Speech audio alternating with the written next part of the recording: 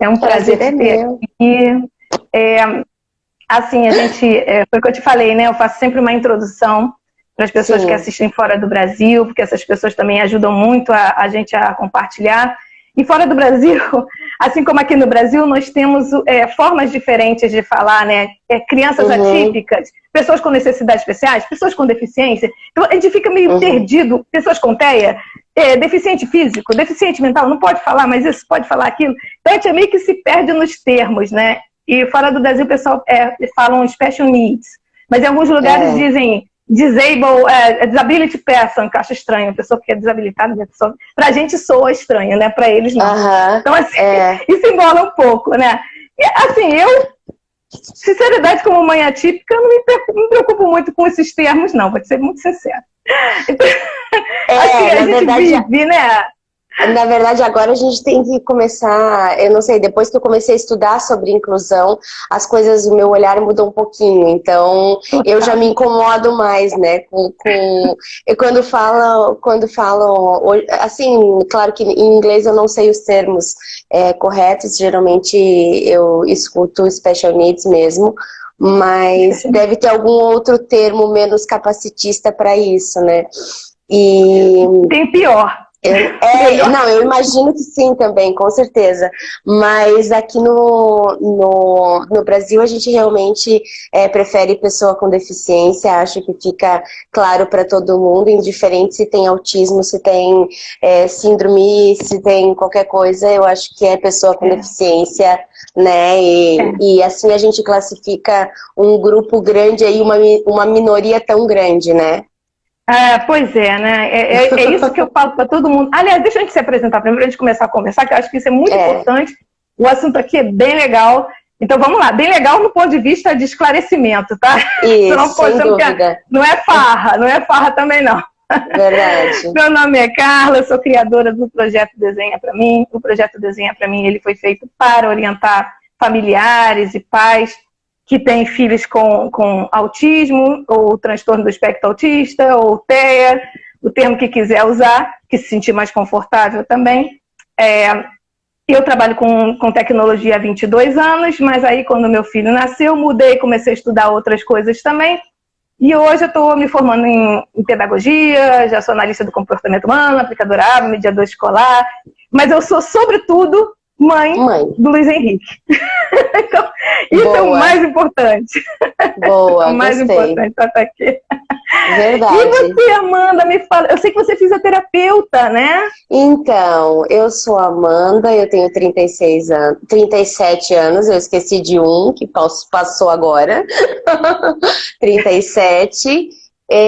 Eu geralmente, quando eu faço live, quando eu faço apresentação, assim, eu geralmente faço minha apresentação física, porque, né, geralmente a gente não sabe quem está assistindo, se são pessoas com deficiência visual ou não. Então, eu sou uma pessoa branca, de pele muito, muito clara, o cabelo loiro escuro, eu tô usando fones de ouvido pretos e tô com uma blusa marrom e atrás de mim tem uma parede bege com um quadro, só a moldura do quadro tá aparecendo.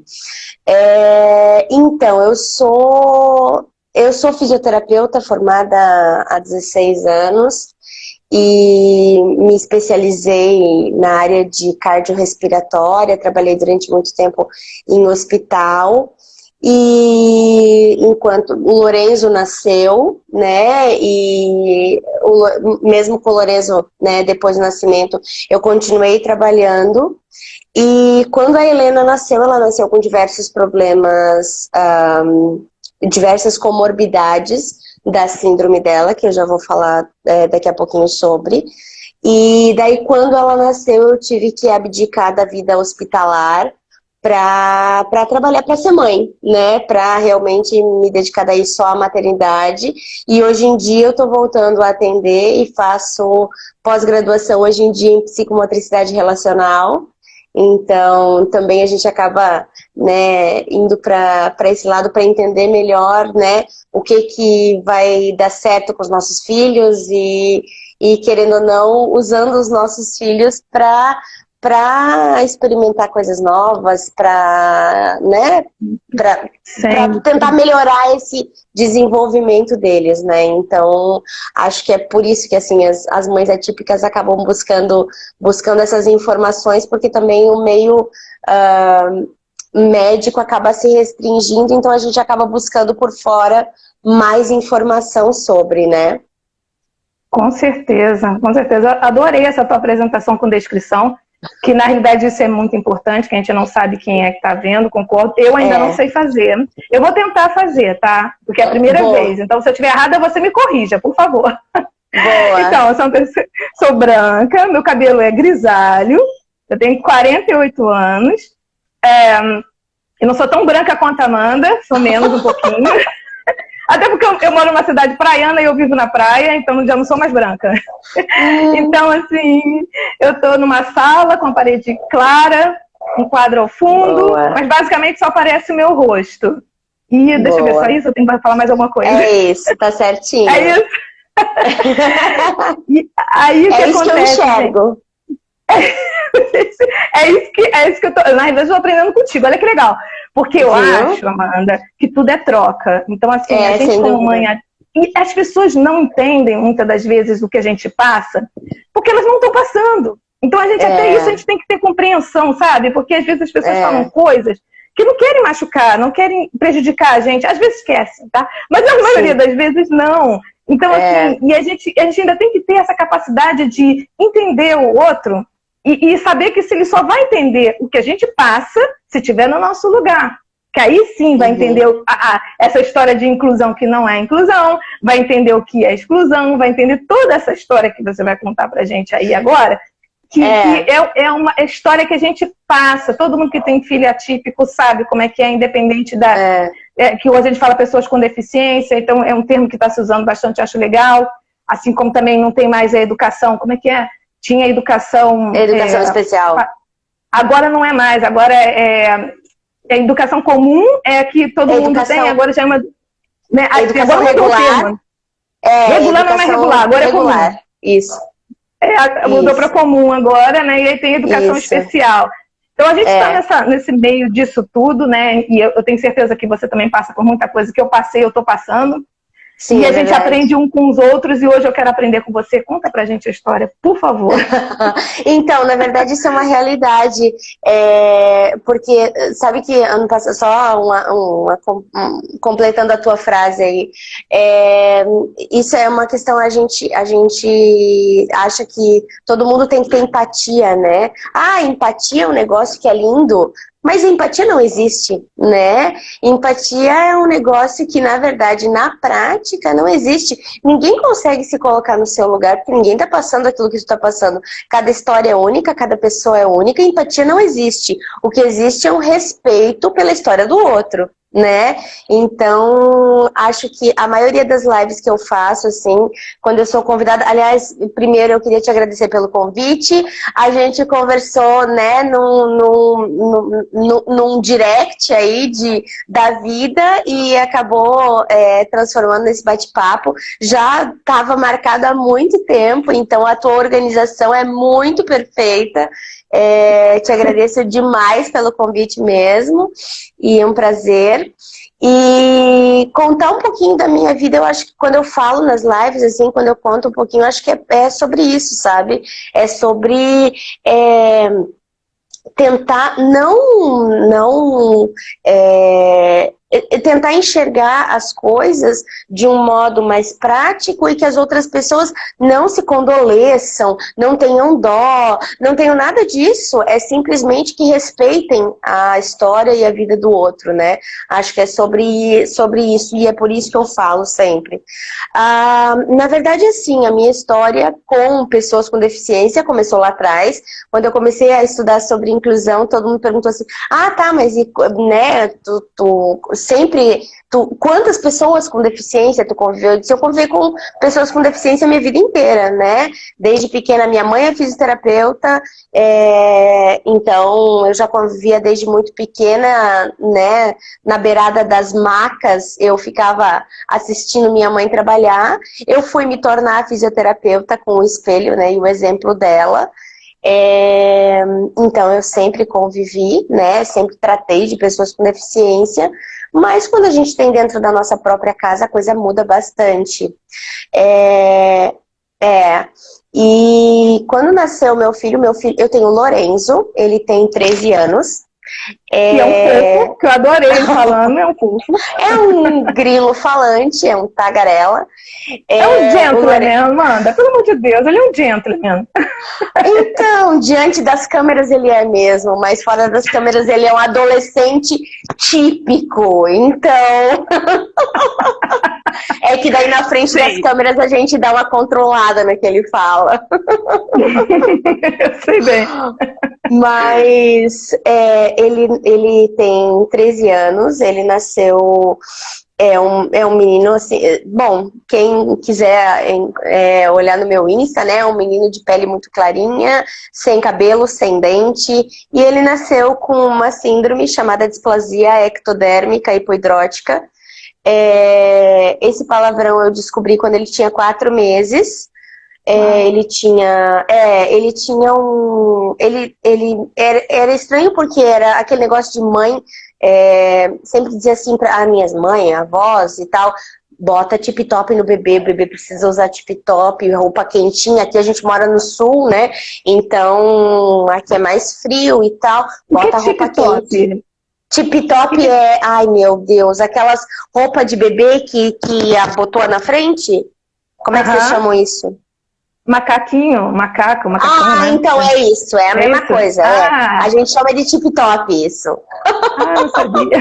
E olha que eu morei um tempo no sul, não escutei essa palavra não, mas enfim. Jura? Que é onde? Você é de onde do sul? Eu sou de Joinville, Santa Catarina. Legal, legal. e daí eu sempre usava, né, esses macacõezinhos, então. E daí o Lorenzo, ele ficava muito quente, ele fervia dentro daquilo. Muito, muito quente, eu achava estranho, e daí começou o nariz a ter uma secreção espessa, escura, né? E eu não sabia o que era, e o ouvido também, e ele sempre parecia que estava fazendo febre o tempo inteiro, e tomava antibiótico, não melhorava. E a pediatra dele disse, então vamos para um geneticista, quem sabe, para entender o que está acontecendo. A minha mãe falou isso numa consulta, e daí a pediatra, né, encaminhou. E a gente conversou, e o geneticista na hora, ele bateu o olho no Lorenzo e disse, não, é displasia ectodérmica hipoidrótica pelas características que a gente estava dando. Ele realmente, a gente tem dava um exame para isso, não? Tem exame genético, né?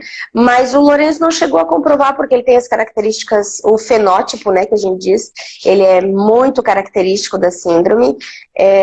Então ele não acabou não fazendo o exame porque não acrescentaria em nada no tratamento dele. Então a gente, né, o Lorenzo, a parte cognitiva dele é totalmente mantida, né, normal, não tem alteração nenhuma cognitiva, mas ele tem uma, né, deficiência daí física, ele não sua nada. Assim, ele começou a suar um pouco no dedão do pé, mas é muito pouco, sabe? Então o único meio de eliminação de calor dele é via urinária, né? Ele não tem, o cabelo dele é muito fino e muito ralo, ele não tem dente, ele tem 4 dentes, e o restante que ele usa, né, que se vê nos vídeos e tal que eu posto, é tudo prótese. Ele usa prótese desde os 4 anos, não tem secreção de ouvido, nariz, secreção nos olhos, daí os olhos têm um grau maior em virtude desse ressecamento, né?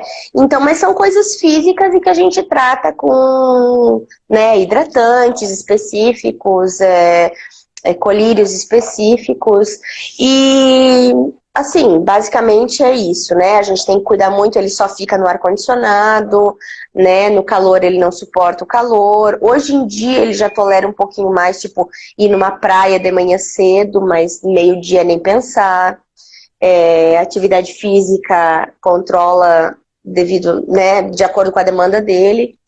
Mas é isso, assim, a síndrome do Lorenzo é uma questão mais física. E daí, depois de 4 anos e meio, a gente pensou, o Lourenço começou a pedir muito um irmão e tal, uma irmã ele queria, e daí a gente conversou com o médico, e se viesse um outro menino, viria com a mesma síndrome dele, né? Era bem possível, assim, teria 50% de chance de vir com a síndrome dele, né? Porque a síndrome dele é hereditária e genética, então teria uma Tinha possibilidade essa de vir. probabilidade, né? Tem a Isso. probabilidade. Uhum. E daí não veio a Helena, né? Eu engravidei e veio a Helena. E quando a Helena nasceu, o médico, com aquele tato incrível, né? Aquela glória, ele olhou assim: ela tem alguma coisa, não sei o que é, mas ela tem as orelhas baixo implantadas. Vamos ver, porque ela tem um Down, e falou bem assim, ela tem um Down que não foi diagnosticado na barriga. Bah, daí já acabou com o meu puerpério, né? Eu disse, meu Deus. Aí a gente fez o cariótipo, veio negativo, né?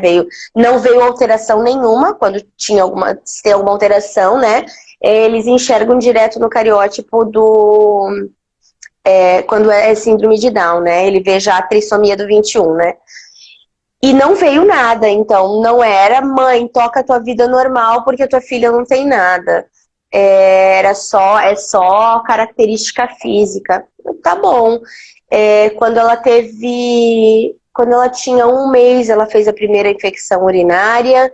Quando ela teve 2 meses, ela fez a primeira infecção urinária com pneumonia. E daí engatou junto uma alergia à proteína do leite. E daí a minha vida começou a complicar. Aí eu vi que eu não ia conseguir voltar a trabalhar.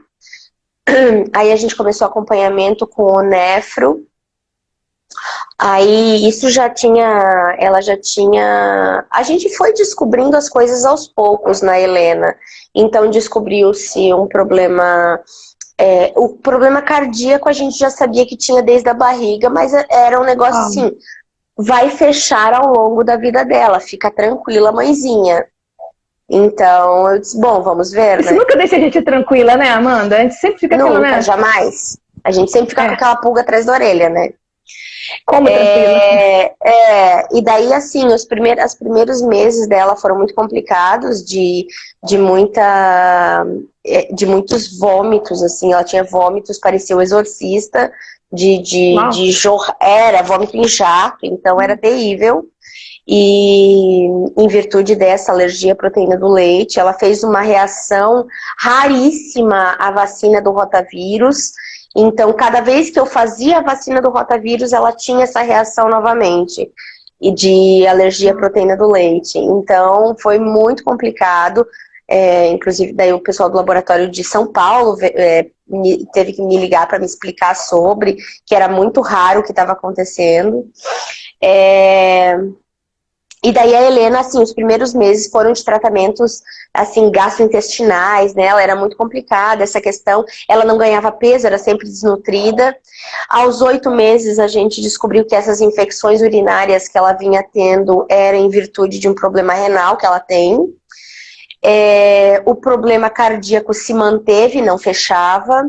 Então, tudo veio, assim, se aglomerando. E, na verdade, eu fui...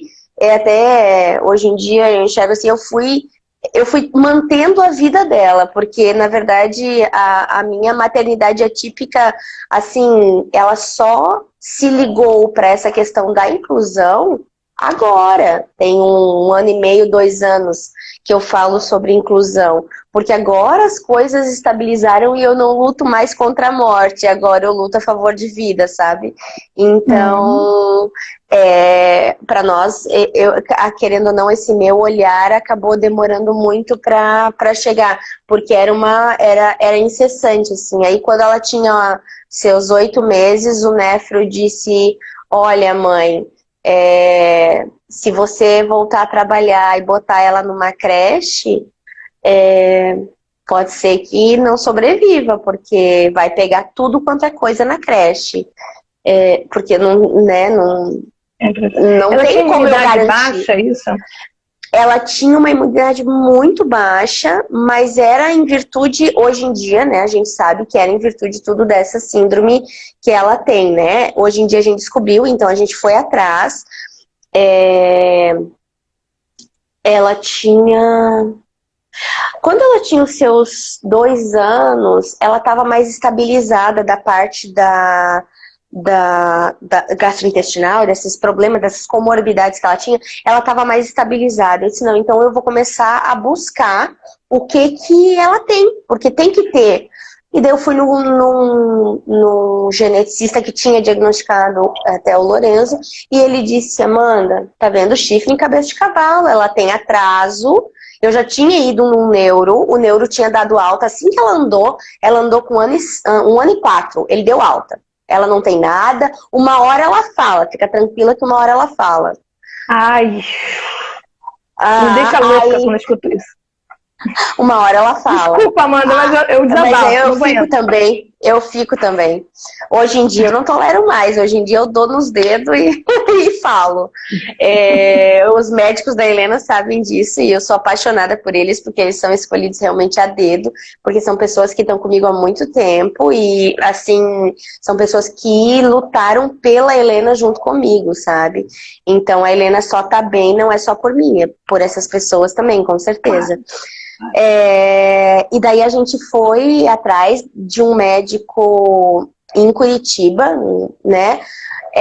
Não tinha nem dinheiro para pagar a consulta, que era uma consulta caríssima de genética. E o médico disse, então, mãezinha, a gente não te dá certeza do resultado desse exame que ela tem que fazer, mas ela tem que fazer um exame para diagnosticar talvez alguma coisa. Esse exame vai custar em torno de 14 mil reais. Eu disse, gente, eu não tenho como brotar 14 mil reais, e infelizmente não é a minha situação. Então eu voltei para Joinville, né, uma mão na frente e outra atrás, sem saber, sem ter diagnóstico. E daí eu voltei para pediatra e ela disse, não, vamos para o SUS. Quem sabe no SUS alguém assim, o não nós já temos de todo mundo, né? A dificuldade a gente já tem, então vamos para o SUS, quem sabe a gente consiga alguma coisa. E no SUS realmente a gente conseguiu o médico que na hora ele olhou assim, mãe, eu acho que eu já sei o que ela tem. E daí ele me mostrou, me abriu uma enciclopédia gigante e disse, eu acho que ela tem síndrome de Williams. Foi o primeiro diagnóstico que ele era, a primeira hipótese diagnóstica que ela tinha.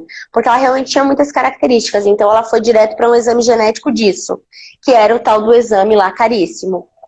E daí o SUS pagou, e daí veio o negativo. Só que assim, claro, né, essa luta, eu tô te contando em 3 segundos o que demorou para mim 1 ano e meio. Né?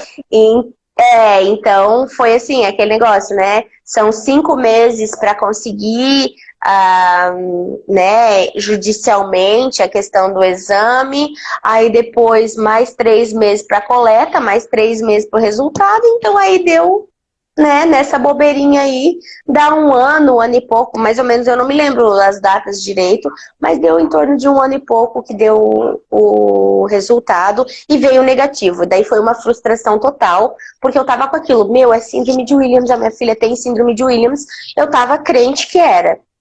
E não era. Aí a minha de novo, né, foi pro chão, tudo, e vamos começar de novo. Aí o médico disse, não, Amanda, quer saber?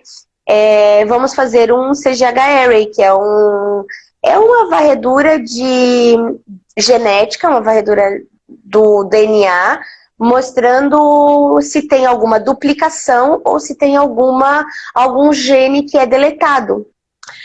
E na hora, daí o exame veio em, sei lá, 45 dias esse veio.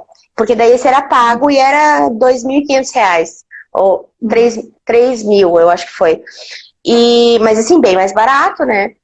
E eu fui a Florianópolis fazer e veio em 30, 45 dias o resultado e já veio dizendo, como ela tem uma deleção muito grande, né? Tem o gene quase inteiro deletado, que é o 20, veio já o resultado, daí ele fez a correlação com o quadro clínico dela, e ele deu o diagnóstico, então, de ADNP, que é, ou a gente chama, né, tem um nome complexo, que é Síndrome de Hell's-Mortel van der Aa, ou ADNP. Oh.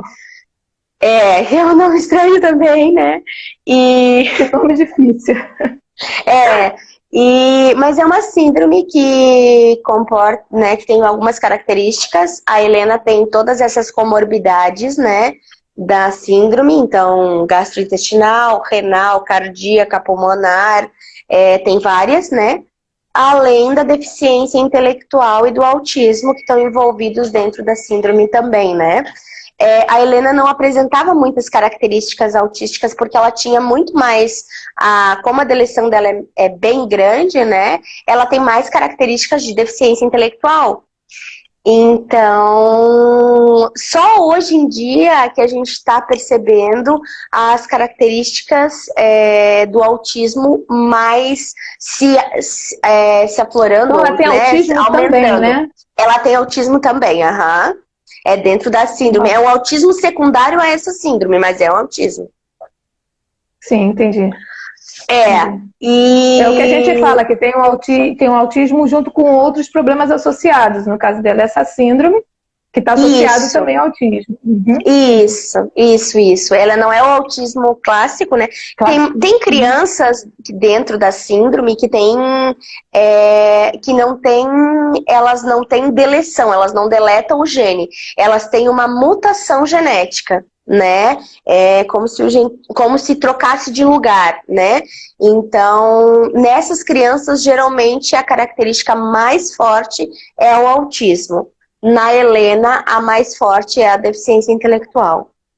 Então, assim, o diagnóstico para nós foi muito importante, né? Porque, na verdade, assim, nos deu um outro olhar no sentido de que a gente encontrou pessoas, né? Encontramos uma associação que hoje em dia são pessoas, assim, amigas próximas e pessoas que eu quero muito bem, que nos acolheram, sabe? Que já tinham crianças diagnosticadas. A Helena, eu acho que foi a 8ª, eu acho, diagnosticada no Brasil. Eu acho que Uau, foi muito raro, inclusive, né? Na verdade, a gente diz que a síndrome das nossas filhas ela é mais cara do que rara. Porque sabe por quê? Porque a única coisa assim que diagnostica com mapeamento assim, genético, né? fidedignidade assim mesmo é o exoma, e o exoma custa muito caro. Esse exoma é o quê? Um mapeamento genético? É um mapeamento genético, exatamente. Tá. É um mapeamento genético, e daí, assim, custa, né, de 5 a 10 mil reais, às vezes mais. Então, não é uma coisa que todo mundo tem acesso. Essa renda. Exatamente. Juntando a renda, às vezes não dá isso. Exato. E daí agora que conseguiu, que saiu 2 meses atrás, eu acho que saiu, a ANS agora, né, exige dos planos de saúde que paguem, né, esse exoma. Então a gente espera, e a gente tem o nosso Insta, em que a gente fala bastante sobre, e o site também, né, tem o ADNP Brasil, e que a gente fala bastante sobre a síndrome, e que a gente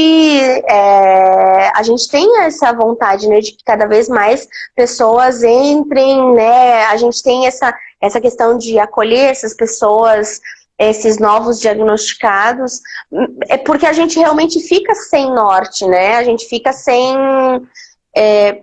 a gente não sabe muito como é que vai ser o desenvolvimento, tem uma criança que não fala aos 3, 4, 5 anos, e tem algumas terapias que são bem, né, já tem muita comprovação, assim, de que funcionam melhor algumas técnicas terapêuticas para os nossos filhos. Então, a gente busca acolher esse é o trabalho da associação, né, e hoje em dia eu estou mais envolvida e engajada com elas, por causa disso, para acolher essas pessoas, para falar vocês, sobre... Logicamente, eu acho que vocês também, assim, no meu ponto de vista, eu não sei exatamente se é o de vocês, eu acho que vocês também se baseiam também em evidências científicas, né? Porque também Sem não adianta dúvida. você falar, funcionou, mas Não. comprova para mim que funcionou e como funcionou e por que funcionou, né? Então, assim, a Exatamente. ciência, ela explica muita coisa em relação a isso, né? Exatamente. Achismo não ajuda em nada. Não, achismo na verdade está muito cheio. É que a gente até conversa bastante sobre isso, né? É uma questão de os nossos filhos, a maioria deles tem apraxia de fala, né? Então, aí tu vai conversar, porque eu sou especialista em apraxia de fala. Aí tu vai ver o trabalho que a pessoa faz, a pessoa tem a especificidade dela é muito pouca, entendeu? Pra gente. Porque é uma questão de... A criança não tem só a apraxia, a criança tem uma dificuldade de coordenação, de raciocínio lógico, de tudo, né? Então, quando pega uma fonoaudióloga, né, que tenha conhecimento, né, que tenha...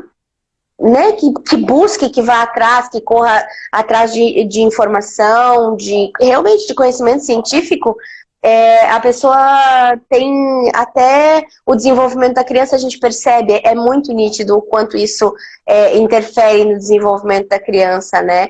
Então, esse é o nosso objetivo. A gente fala sobre, quando a gente fala no Insta, né, da DNP Brasil, a gente fala com certeza com base científica, né? A gente vai atrás, né? Busca informação com médicos, com os terapeutas e tudo, para trazer informações mais precisas e com realmente que vai influenciar, que vai interferir na vida dessas famílias, né? Porque essas famílias a gente percebe realmente... né? Desculpa te interromper, até porque não é todo.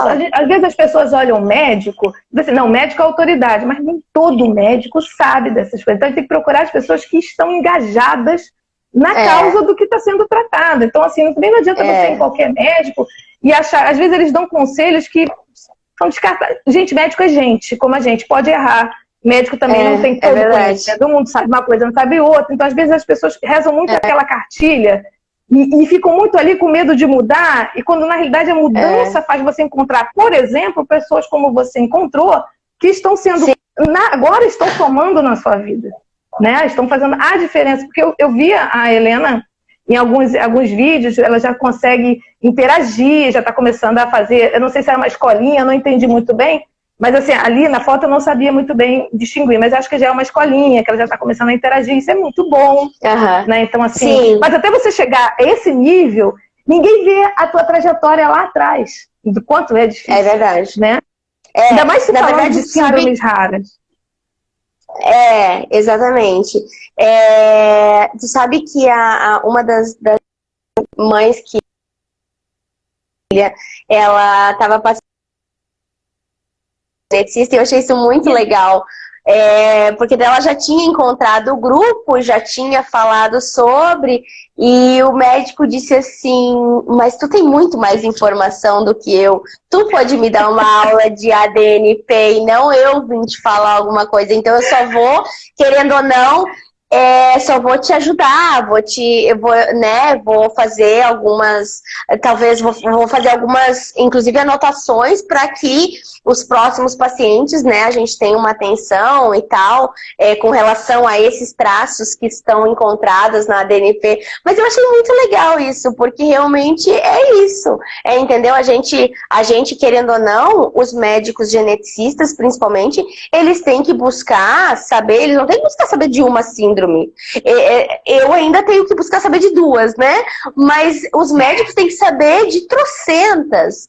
Então, é muito difícil. Legal quando eles são abertos assim, para essa troca. Exatamente. Quando admite, quando não se coloca naquele lugar muito acima e vem assim um pouquinho mais para perto da gente, conversa com coisas que a gente consiga entender.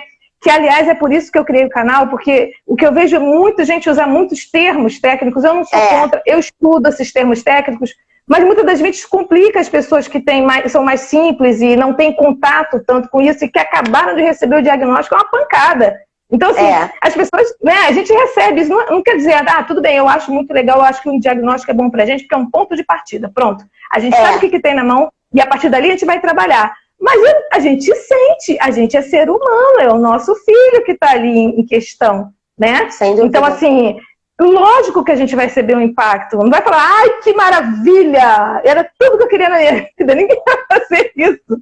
Ninguém vai fazer isso, entendeu? Então, assim, o que eu falo muito para as pessoas, sofre, chora, reclama, mas faz. Entendeu? Não fica só chorando, reclamando, porque também você não vai conseguir. Então, assim, eu acho assim, muito, muito bacana o que você falou agora, porque é tão difícil a gente abrir mão da vida profissional da gente, para a gente poder lidar com essas coisas dos filhos. Eu, por exemplo, não pude. Eu tive que fazer tudo ao mesmo tempo, mas assim, é bem difícil, é bem complicado. Então, assim, isso você se doa, sabe? E lógico que isso tem um preço pra gente, depois a gente começa, graças a Deus, e ainda bem que você está conseguindo voltar agora, porque o mundo precisa de profissionais que sentem na carne as coisas que estão acontecendo, para que, né, possa realmente ajudar de fato as pessoas, né? Que, aliás, no Brasil, a gente deveria de ter mais grupos de apoio, né? Porque para todos os tipos de grupos de apoio a gente tem alguns para algumas coisas, mas a gente não tem grupo de apoio, assim, para tudo, né? Então, a gente precisa falar, a gente precisa trocar experiência, a gente precisa... Por exemplo, eu não tenho a menor experiência do que você está falando, nada, né? Então, assim, pra mim, hoje você está me dando aula, cara. Você tá me dando aula. Eu acho isso sensacional, essa troca, né? Mas eu acho que, na verdade, daí cada um tem isso, assim, eu sou muito... daquele, assim, cada um tem uma história diferente. Por isso que eu acho que eu comecei a minha fala falando sobre respeito. Porque eu acho que se houvesse isso, eu acho que, assim, a gente não vai mais precisar falar de inclusão quando todo mundo se respeitar. A gente não vai precisar falar em diversidade quando todo mundo se respeitar. A gente não vai precisar falar sobre racismo, não vai ter gente sendo presa por racismo, não vai ter gente sendo presa por bater, por maltratar pessoas de LGBT, entendeu? Não vai ter, porque a gente vai se respeitar. Só que isso, infelizmente, é muito longe da nossa realidade ainda. Infelizmente, quem tem filho atípico sabe que isso... Na verdade, assim, muitas pessoas... Eu imagino que quem tenha a deficiência... Eu tô falando aqui da minha voz de fala, né? Como mãe. Então, não é nem perto do que uma pessoa com deficiência vive no mundo de hoje em dia, né? Então, eu acho que a gente ainda está muito longe de conseguir uma inclusão, né? Inclusão é uma coisa que ainda está muito distante dos nossos olhos, mas... né, inclusão e diversidade eu acho que é uma coisa que precisa ser falada e retornada e cansada. Até que ela vire uma coisa natural, até que as pessoas tratem isso com naturalidade, entendeu? Senão vai continuar criando um monte de nomes, como, assim, eu tô tentando entender sobre capacitismo, ainda não entendi o total, tá? Mas eu já tô começando a entender alguns conceitos sobre capacitismo.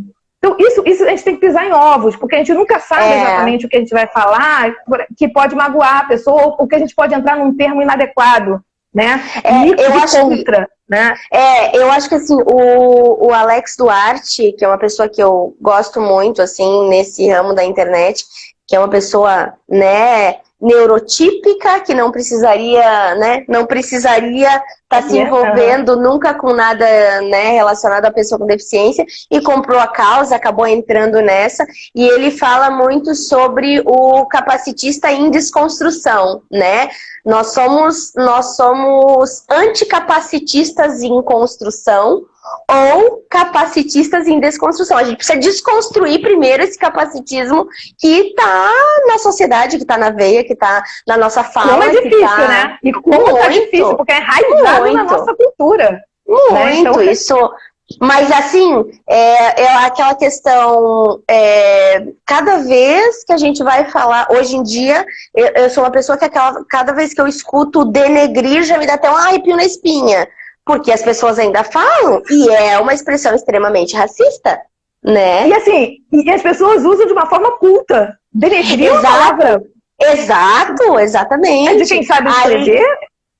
Aí tu vai, eu fiz um curso ano passado do Senai São Paulo, que foi assim fenomenal, e me abriu assim várias janelinhas assim na minha cabeça com relação a isso.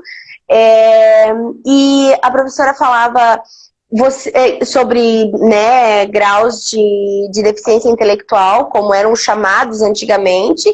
Eu não sabia, era babaca, imbecil e idiota. Eram esses os grau leve, Retardado. médio, moderado. Retardado eram pessoas, retardados, mongóis, mongoloides, né, pessoas com síndrome de Down eram chamadas dessa maneira. Então são palavras, são termos que hoje em dia, depois que a gente começa a estudar um pouco sobre capacitismo, eu não tolero mais, sabe? Dá um mal-estar danado.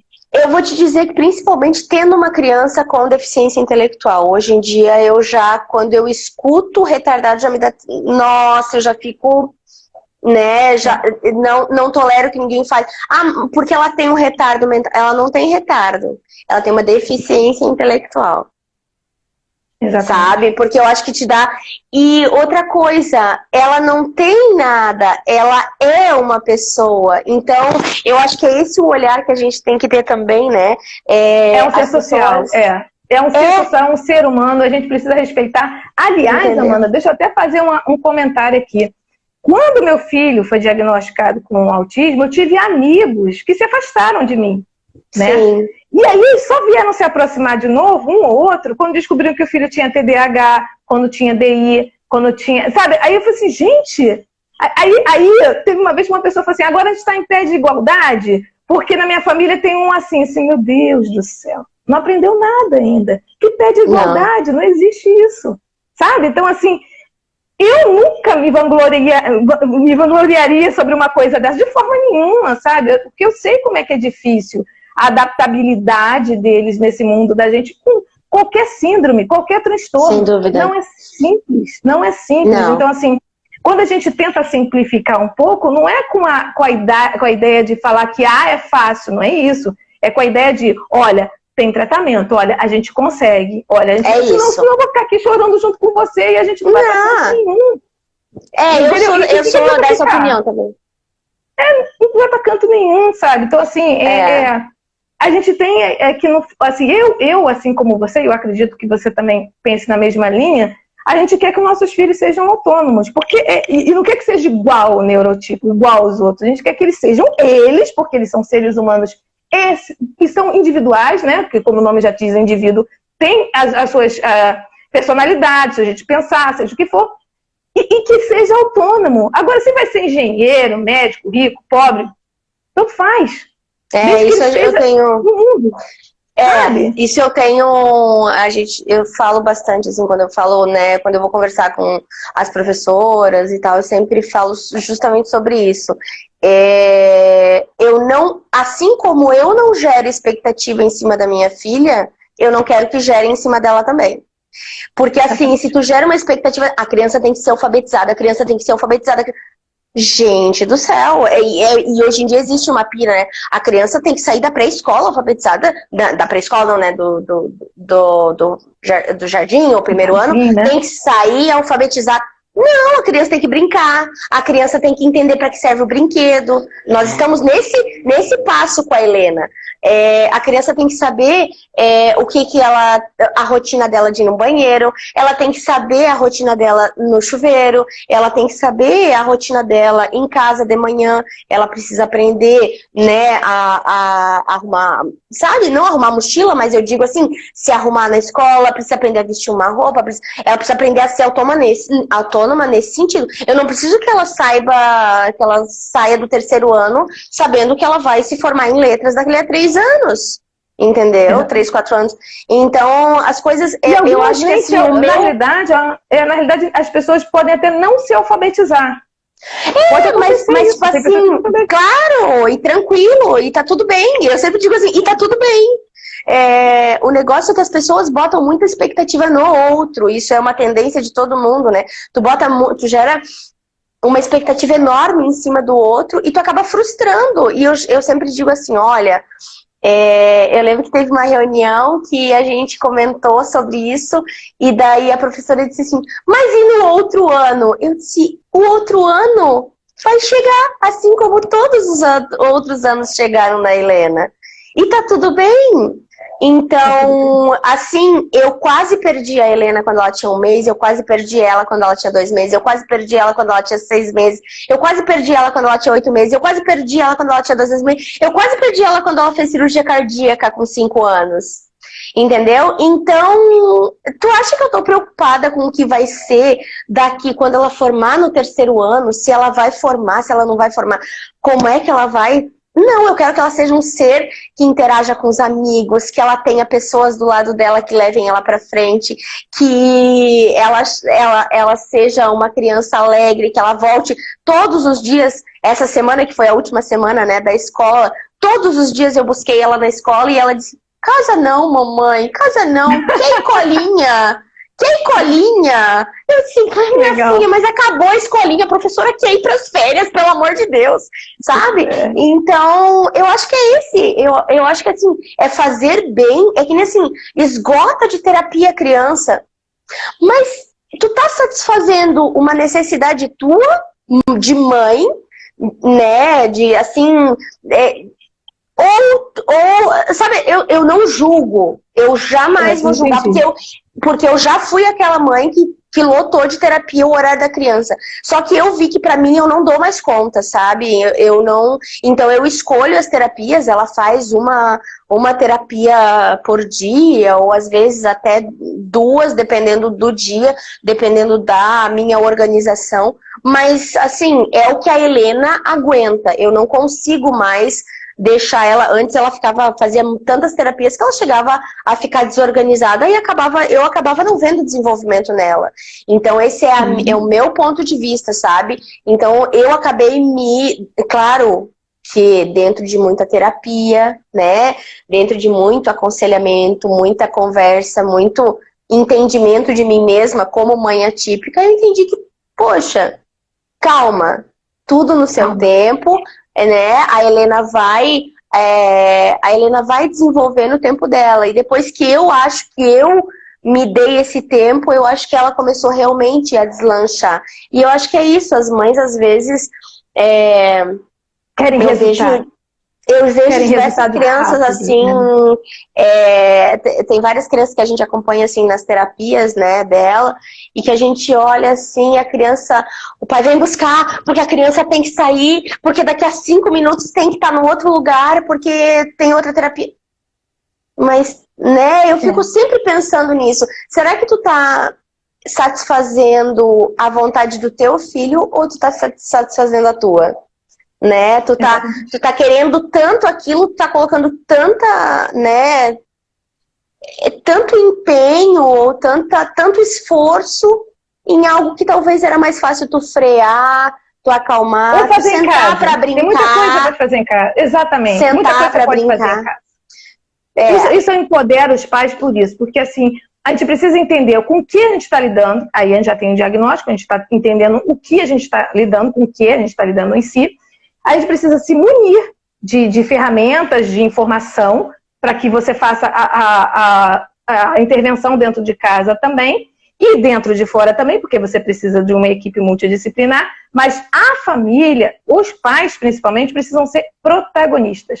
Porque assim, não adianta você sair correndo para um monte de terapia para lá e para cá. Mas funciona. Vai funcionar, gente. Vai funcionar. Sim. Mas muito mais essa criança fica dentro de casa. E essa criança também é um ser humano. Essa criança também quer brincar. Essa criança também quer atenção. Então você tem que aproveitar aqueles momentos que você está lá. Eu vi a Helena lavando louça. Amei. Amei, porque eu acho ótimo. Não lava os copos.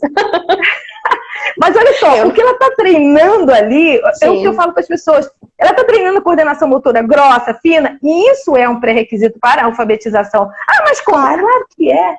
Claro que é. A pega de um lápis, a prensa para um lápis, né? A pinça, a colher, tudo. A maneira que você pega a colher, que você vai corrigindo a criança pega, naturalmente ela vai lá e pega assim, porque assim é mais fácil. Sim. Aí você corrige a mão para sim. Aí você fala, por que isso? Porque isso daqui vai facilitar depois a escrita, a escrita cursiva, ou vai facilitar mais ainda. Assim, mas como? Sim. Gente, a gente é tão plástico, né? No nosso entendimento, no nosso conhecimento, que esses pequenos detalhes, um brincar de amarelinha, um deixar a criança pular e falar, mas ela não sabe fazer, então ensina. Então ensina, vai lá, faz uma brincadeira legal, o que ele gosta, pega o que gosta e trabalha naquilo que gosta dentro de casa também, você consegue fazer. E aí você não lota a criança e corre pra cá, corre pra lá. Gente, eu vou falar, eu também já fui nessa fase bem no início. Mas a gente mesmo, a gente... Aí ficava exausta. Não, você tem que fazer o máximo de terapias que você conseguir. Aí eu saí correndo no monte. A criança ficava exausta, ele não estava ficando bem, ele não estava desenvolvendo e eu não entendia por quê. Até o dia que eu comecei a ter treinamento para mim. Eu precisava entender o que acontecia em mim para que eu pudesse trabalhar com ele. Então aí as coisas começaram a andar melhor. E a minha expectativa reduziu, como a sua, a gente diminui a expectativa e a gente trabalha mais. Expectativa. Isso não quer dizer, para todo mundo que está vendo a gente aqui, que a gente não sofre, que a gente não tem os nossos dias ruins, claro, que a gente não vai chorar, que a gente não vai excomungar meio mundo. Vamos sim, entendeu? Sim. Mas não quer dizer que a gente vai ficar fazendo só isso, a gente não vai fazer só isso, a gente vai procurar a solução. E hoje, olha que legal, Amanda, a gente está aqui ajudando outras famílias. E famílias dentro e fora do Brasil. Dentro e fora do Brasil. Porque se pensa, lá fora o pessoal tem um tratamento maravilhoso, mas tem muitas famílias que não têm essa orientação, que não conversam. É verdade. E que precisam dessas orientações, que são bem básicas, né? Mas são o básico que ajuda, sabe aquele norte? Então, é o que a gente precisa. Eu falo assim, olha, por aí, me ajuda, me orienta, porque eu não estou sabendo o que eu tenho que fazer aqui, né? E eu já saí muito de consultório de médico indignada. Eu falar assim, seu filho dorme bem? Sim, dorme. Então, eu vou dar esse remédio aqui para ele dormir melhor. Assim, mas eu acabei de falar que dorme bem. Pra que eu vou dar um remédio? Você sabe quando você sai assim? Aí você nunca mais eu voltei naquele consultório. Não entendi. Não, tu não voltou pra ele e disse, não entendi. Olha, eu saí tão indignada que eu não falei nada. Eu imagino. Sabe aquela coisa assim, não é possível, não me escutou. Então, assim, tu imagina, a gente pega, no meu caso, meu filho começou a andar com 7 meses de idade. Era uma coisinha. Nossa. Aí você, nossa, que maravilha, né? Vai logo ser um prodígio, aquela coisa toda. Não falou, parou de desenvolver. Tu imagina como é que a gente fica quando você vê o desenvolvimento assim, muito bom, e estagna. Eu já tinha uma filha neurotípica, aliás, hoje ela tem 26 anos. Então, pra mim, eu vi aqui, eu falei assim, gente, tem uma coisa estranha aqui, não tá legal. Aí o pessoal da família falava assim, você tá procurando problema onde não tem. Olha como é que a gente se sente. Muito isso. Gente, isso é tão doloroso. As pessoas tinham que ter muito cuidado de falar isso pra gente, que isso é muito doloroso. É como se a gente fosse a neurótica, que a gente tá vendo coisa onde que não tem. Porque a criança não tá falando que é preguiçosa. Dói, não dói? Eu escutei muito isso, mas eu escutei mais de médico, da família não tanto, inclusive a minha mãe, ela tava aí, não sei se ela tá ainda aí, mas ela sempre foi incentivadora total. A minha mãe também. Busca que ela tem alguma coisa, busca, vai atrás, tu vai atrás, sempre foi. Mas da parte dos médicos eu escutei muito, tu tá vendo coisa, daí eu falava, é porque tu era da área da saúde, tu tá enxergando coisa onde não tem. Gente, mas é porque eu sou da área da saúde que eu tô enxergando coisa, gente. Não é possível que os outros também não enxerguem. Porque como tu... Não, e porque como tu, eu também tenho, o Lourenço é neurotípico e eu dizia, gente, o Lourenço, também andou com 11 meses, mas assim, ele começou a andar, logo em seguida ele começou a falar e nunca mais parou. Com 1 ano e meio ele falava a frase e as palavras, até que eu disse, Jesus, até montei no Facebook um Pérolas do Lourenço, porque era demais. As coisas que ele falava, assim, ele falava tudo certinho. Eu disse, gente, mas eu sei, a criança tem 2 anos, e levava para a fono não desenvolvia, levava para outra, poxa, sabe assim, as coisas a criança não desenrolava, não é possível, não é possível. E eu dizia, não é possível que não tenha uma síndrome que não envolva deficiência intelectual, os problemas no rim, no coração, no intestino. Não é possível que não tenha alguma coisa que conecte isso. Tem que ter. E eu lembro claramente do médico dizendo, para de procurar que uma hora tu acha. Tu tá vendo chifre em cabeça de cavalo, ela não tem nada. Ela só tem atraso por causa das infecções, tu tá vendo coisa.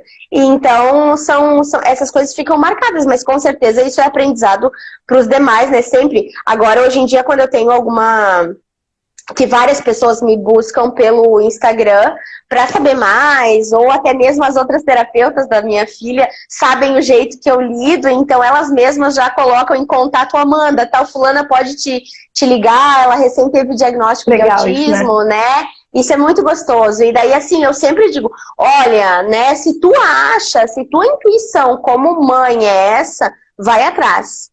Vai atrás, busca, procura, interroga, pergunta, né?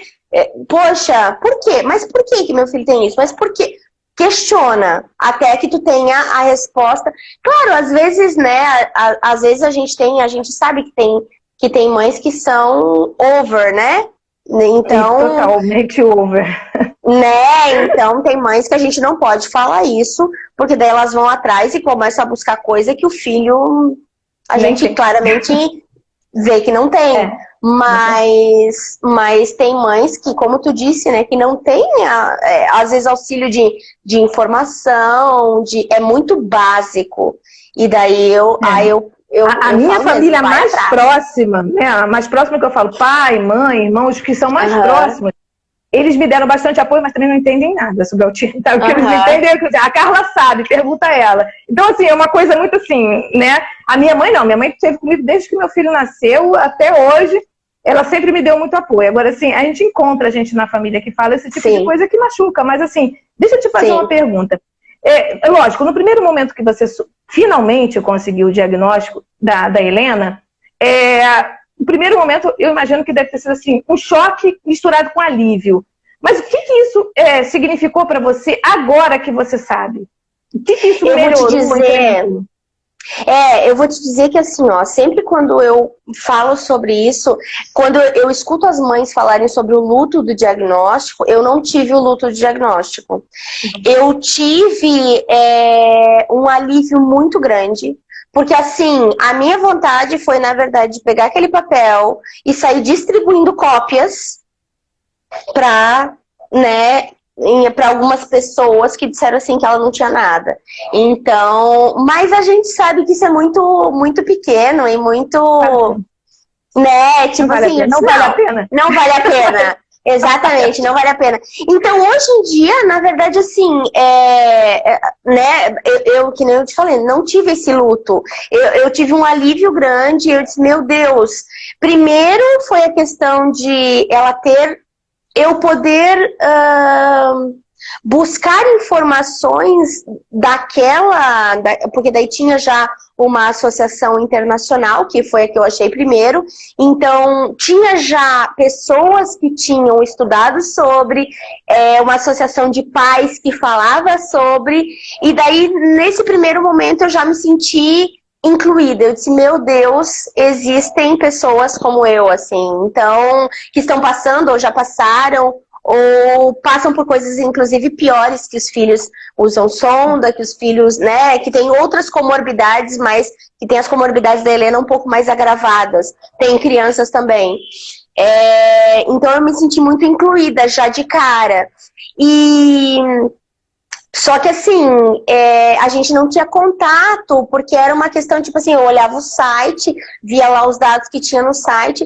Quando eu encontrei essas mães do Brasil, foi aí que eu me encontrei, assim, mais, porque daí a gente pôde falar não só a mesma língua do mesmo idioma, mas a mesma língua no sentido de falar, contar as histórias e falar, né, sobre os nossos filhos e ter essa mesma impressão. Mas assim, eu não tenho muitas mães que, né, dentro do grupo elas falam desse peso do diagnóstico, e para mim hoje em dia não é um peso, eu falo assim, nunca foi, nem eu não tive esse luto inicial e nunca foi um peso para mim, é um alívio ter um nome e algo que possa caracterizar assim, né, a Helena, porque antes ela tinha um monte de coisa e eu não sabia que aquilo se juntaria em um nome, né, em um diagnóstico. Então eu acho que é isso, assim, para mim, tanto com relação ao Lorenzo quanto com relação à Helena, assim. Eu acho que quando eu tive o Lorenzo, eu não pensava muito com relação a isso, porque o Lorenzo, assim, ele não me deu muito tempo para pensar. Ele simplesmente veio e teve o diagnóstico com 4 meses e a gente simplesmente foi tocando a vida. A gente correu atrás de algumas pessoas na cidade que tinham a síndrome já diagnosticadas. Então, mas assim, foi mais meio que na cara e na coragem a criação do Lorenzo, assim. Então, os problemas que ele tem, inclusive com relação a capacitismo, que ele sofre bastante, né, com relação a bullying na escola e tal, a gente sempre lidou da melhor maneira possível com ele. Com a Helena já foi diferente, porque esse capacitismo dela, ele é um capacitismo mais velado, né? Porque a deficiência intelectual, ela gera isso, né? É sempre um capacitismo muito disfarçado de carinho, né? Ai, coitada. Fofo, né? Ai, Coitada. tadinha. Ai, tadinha, ela não entende. Ai, tadinha. Mal sabe ele, né? Eu acho ótimo, porque a Helena às vezes faz uns olhares assim, quando as pessoas falam alguma coisa e daqui a pouco ela solta um palavrão no meio e tipo assim, meio que dá uma risadinha, como se tivesse meio que entendendo. É um anjinho, esse anjinho, gente, é ser humano como qualquer outro. Eu imagino que tu tenha mais isso, né? Por causa de como é maior, né? É adulto e tal. Adulto, ele tem que idade, então? Ele tem 16 anos.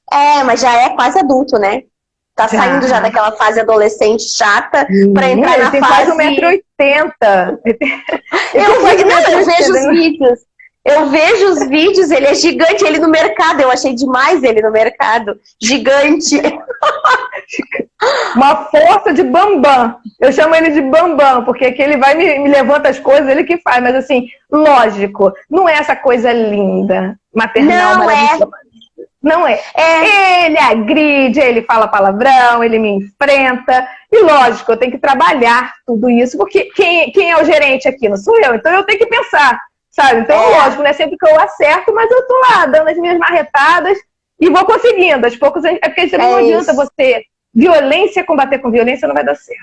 Então, assim, quando você descobre por que aquela pessoa reagiu daquele jeito, você tratar esse comportamento, que pra mim é o foco geral, que é o que eu mais estudo, funciona, né? Pra mim.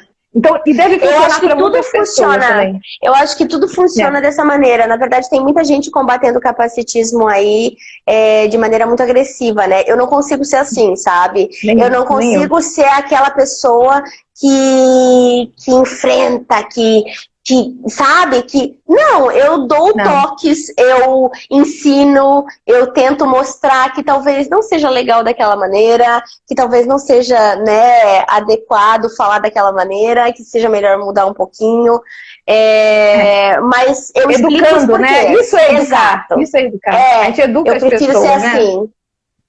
Mas é meu jeito também, né?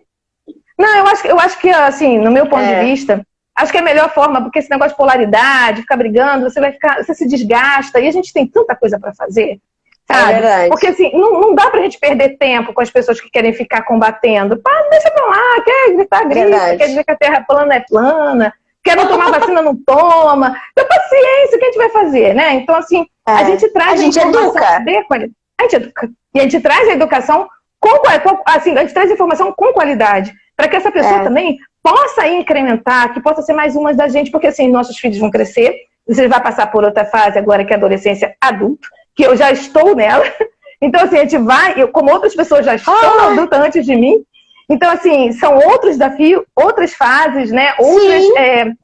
Outras coisas para se aprender. Então, que as pessoas que venham da próxima geração aprendam um pouquinho com a gente também, porque, assim, não é que a gente seja o modelo, mas a gente está mostrando que o desgaste que as pessoas têm por coisas que não valem a pena é perda de tempo, porque a gente pode trabalhar outras coisas dos nossos filhos, a gente pode educar as pessoas. Quem não quer ser educado, paciência, beijo, um abraço, tchau, cuida da sua vida. Tá? Então faz do jeito que você achar melhor. Agora, assim, se você quiser me escutar, e se a minha informação te vale, tudo bem. Se ela não te vale, joga fora, tá legal. Né? Também não vou brigar com a pessoa por causa disso. É isso, mas, assim, se te faz sentido, né? Porque assim, olha só, são 16 anos que eu lido com autismo, e 8 já como profissional, estudando de uma forma totalmente diferente, porque eu saí da área de exatas, eu estou na humanas agora também, estou nas duas juntas. Então, assim, o que eu vejo é que a gente precisa muito trazer essas informações. As pessoas me perguntavam muito, assim, gente, eu sou da tecnologia, quer saber? Vou botar isso tudo na internet? Quem quiser escutar, que escute. Porque assim, eu não aguentava mais contar a mesma história. Eu falei assim, gente, vamos fazer assim, o que funciona, o que não funciona?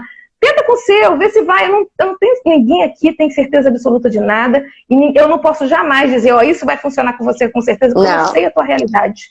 Eu não sei a tua realidade, eu preciso entender todo o conteúdo, toda a família, o histórico de tudo, para eu poder falar assim, propor alguma coisa. Mas, infelizmente, as pessoas falam as coisas sem ter esse conhecimento, né? E não esse embasamento, né? Total. Então, assim, você precisa entender todo esse conteúdo, e isso nas faculdades só está vindo agora. Porque antigamente se educava como tinha que... Agora não, a gente tem que ver o ser inteiro, a comunidade que ele vive, a família, o tipo de cultura, tudo isso inclui na hora que você vai educar alguém. A deficiência, se tiver, se não tiver, sabe? E essa história também de cheia de expectativa, porque tem que ser com tal idade, tem que fazer com isso, tal idade tem que fazer aquilo. Isso é uma coisa boa que a gente larga de mão, né? Que bom que o peso disso não tem que ser mais... Agora, eu vou ser sincera. Quando eu soube o diagnóstico, eu chorei uma noite inteira. Eu não dormi. Mas foi mas eu acho que essa é a maioria das reações, né? Essa é a maioria das reações. Eu acho que eu é que sou muito anormal. Eu acho que eu é que não sou boa da cabeça. Não, você foi diluída, amor. Sabe o que acontece? Você foi diluindo, você foi 1 ano e meio procurando. Então, você foi diluindo isso em você e se virou um alívio. Eu tomei um choque porque não esperava. O diagnóstico da Helena veio aos 5 anos. Então, foi muito tempo, demorou muito. Aos 5 anos. Então, você teve tempo de o nome mesmo foi aos 6 anos e pouco. Então, deu muito tempo para diluir. Realmente, eu chorei muito, eu já chorei muito, mas não pelo diagnóstico. Eu chorei por eu ver que ela não desenvolvia, por eu ver que as coisas não andavam e daí ela ia, eu botei na escola. Tipo, agora vai, senhor, agora vai, pum, doente. Doente de novo, e doente de novo, e doente, sabe? Então, essas coisas, essas dificuldades me matavam, assim. Então, quando veio o diagnóstico, pra mim foi assim, meu Deus! Então, tudo aquilo, eu não tava louca. Ela tem um nome, entendeu? Tudo fez sentido. Então, acho que é por causa disso, talvez, que foi diferente a minha reação. Na realidade, daqui a pouco vai começar um countdown aqui, vai desligar. Então, assim, eu queria que você deixasse um recado para aquelas mães que agora estão sabendo ou do diagnóstico que você tem, ou de autismo. Assim, na realidade, todas nós somos mães atípicas, independente do diagnóstico, isso daí não é tão importante nesse momento, mas que nós mudamos as nossas vidas por causa dos nossos filhos, muitos nossos sonhos, nossas expectativas, tudo muda. Então, eu queria que você deixasse esse recadinho para essas mães que vão ver essa live lá na frente, lá no YouTube, e hoje teve gente que pode ficar aqui, outras vão ver mais no futuro. Para que elas possam entender o ponto de vista, assim, o meu eles já conhecem, eu queria que vissem o seu ponto de vista em relação a isso. Pode deixar esse recadinho pra gente aí? Assim, eu acho, eu vou aqui, que saia justo aqui, recado assim, né? Vai no natural, vai no natural. Gostei. Eu acho que assim, na verdade... Eu sempre penso assim, essa questão da expectativa é algo que eu gosto bastante de falar, porque eu acho que quando a gente diminui as nossas expectativas, a gente se frustra menos, né? Isso é clássico. O difícil é não criar essas expectativas, né? A gente, quando a gente tem um filho e a gente tem um diagnóstico que não estava dentro das expectativas, né? Ou um desenvolvimento que não estava dentro das tuas expectativas, tu naturalmente é frustrado. Porque tu já cria, desde que tu tem aquele bebê na barriga, tu já tem toda uma criação de expectativa em cima dele, né? Então, eu acho que a partir do momento que tu recebe o diagnóstico, a gente tem que olhar um pouquinho para a pessoa que tu tá cuidando, sabe? Para a pessoa, eu acho que o teu olhar tem que ser... O teu olhar de mãe, ele tem que ser um pouquinho diferente, no sentido, não de que tu tenha que ter diferença dos teus outros filhos, mas, e nem que tu tenha que ter mais cuidado ou menos cuidado, né, de maneira alguma, mas eu acho que tu tem que ter, essa capacidade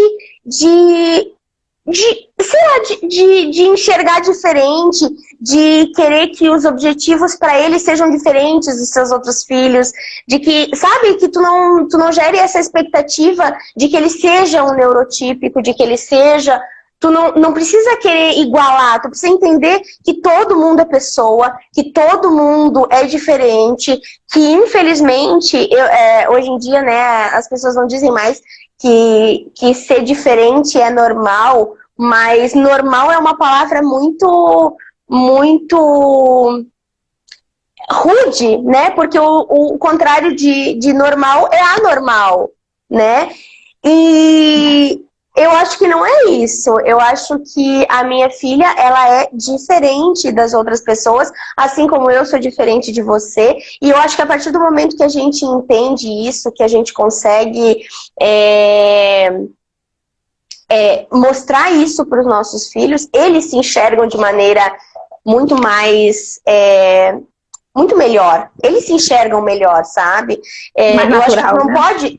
eu acho que tu não pode querer dizer pro teu filho, não, meu filho, tu vai ser normal, tu vai ser igual às outras, tu é igual às outras crianças. Tu não é igual às outras crianças. Tu é diferente das outras crianças, assim como os teus amigos são diferentes das outras crianças também.